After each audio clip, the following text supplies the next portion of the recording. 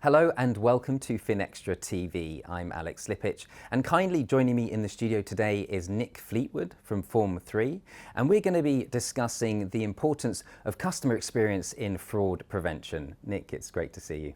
Thanks for having me, Alex. Very happy to be here. Absolute pleasure as always. So Nick, how does your solution ensure that payments run smoothly whilst at the same time maintaining that high level of robust fraud detection?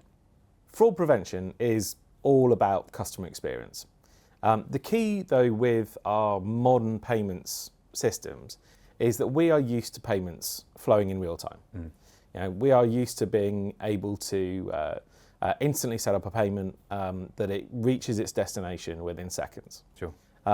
However, when we get the phone call or text message or notification from our bank saying that there's a suspicion of fraud, that by itself is a hugely negative customer experience. We want to make sure that that notification only happens when there's a really high degree of risk involved, and that we minimize the customer experience as much as possible.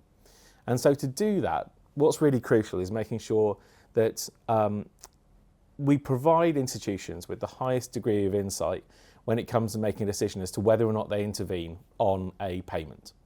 And that's about being able to identify, well, essentially it's two things. The first is actually understanding the level of trust.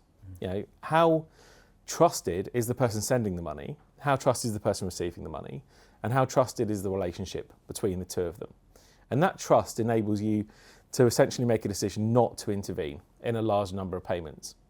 And then you have the suspicion side, and that suspicion could be because of the fact that there's behavioural characteristics of the person sending the money that indicates that they're under coercion. It could be that there's something about the relationship between the two parties that it's very new, or that it doesn't match the type of relationships that the account holder tends to set up.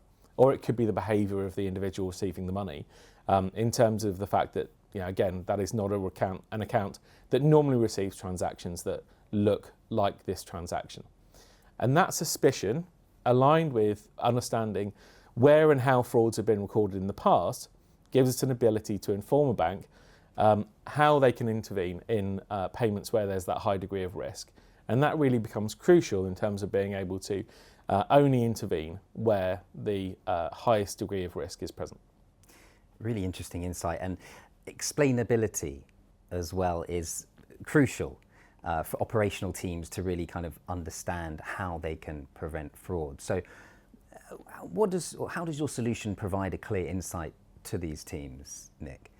Well, you're absolutely right. So when we consider the fact that the jumping off point that we left at was the intervention, and that's really where the customer experience starts. And as I've already said, that is an experience that nobody is going to enjoy. The other key point, I guess, that when we're thinking about the customer experience, if it is a fraud that we are trying to prevent, is that the customer has already been under a significant degree of coercion, and essentially that they have been manipulated into making that payment. That's the heart of every fraud.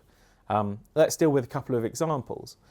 In a purchase fraud, this is somebody who has made a considered decision that what they have decided to buy is right for them. In any purchase decision, that means that they've effectively evaluated all of the options that they can go through, and they made the decision this is what they want to buy. Their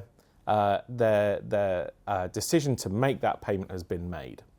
On a romance scam, the actual the depth of their coercion is far deeper, and it's about the fraudster building a long-term relationship with the customer to the point where actually the victim is making a decision to voluntarily send them large sums of money. In both of those instances, the engagement that the victim has with their bank requires as much explanation as possible as to why this risk exists. Because in both the situations, you're effectively trying to deprogram the fraud. Those are not easy actions. Even with a high degree of confidence, it's not simply enough to say, we think this is a fraudulent payment, because you are dealing with that high level of coercion. You need to be explaining the why. And that requires feature intelligence of a consortium model, which looks at those key elements of risk in terms of the behaviour of the person sending the money, the relationship between the two parties, and the person receiving the money, in order to say, for example, the person you're sending the money to has a pattern of behaviour which matches a known fraudster type of activity. This account has not received any transactions for the last 6 months and suddenly has received quite a few in the last couple of days. That's highly suspicious to us. Being able to utilise that knowledge, even if it's only within these operations teams, is crucial to being able to deprogram the victim and be able to make sure that they understand that this is not about them being a victim. This is about them making an active decision to not send that money and therefore protect themselves. And so it's about the victim being able to then take control of that situation and not fall prey to the fraud. So a lot of that, what I understood as well, is using the right technology at the right time and keeping ahead of the game as best as possible. Absolutely. Nick, we talk a lot about the importance of collaboration. What do you think financial institutions can do to further encourage collaboration and, benefit their customers as a result? Absolutely. So taking this through the lens of the customer, whenever you send a payment, you're effectively involving two institutions, your bank and the bank that you're sending the money to. And both institutions have a responsibility to you.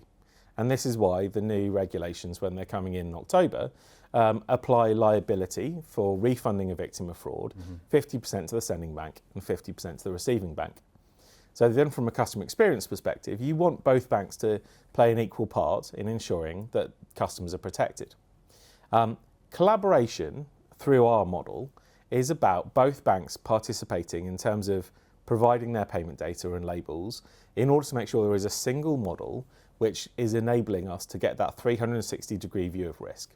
So you understand where the risk is coming from, and you can then use that explainability to manage that experience. Where collaboration comes into it is because both banks are utilising the same output. They're effectively operating on the same piece of information. They can understand how risky is that transaction, and then they can utilise that piece of information alongside the information that they have on their account holder to make a decision of risk. Now, if they decide that it isn't risky enough because of the information that they have, but the bank they're sending the money to has the opportunity to make a potentially different decision based on the information that they hold about the person receiving the money. And if both those institutions are collaborating together in order to prevent fraud, the actual overall experience can be one of protecting customers and making sure that the criminals are prevented from executing the crimes and making away with the proceeds of that crime.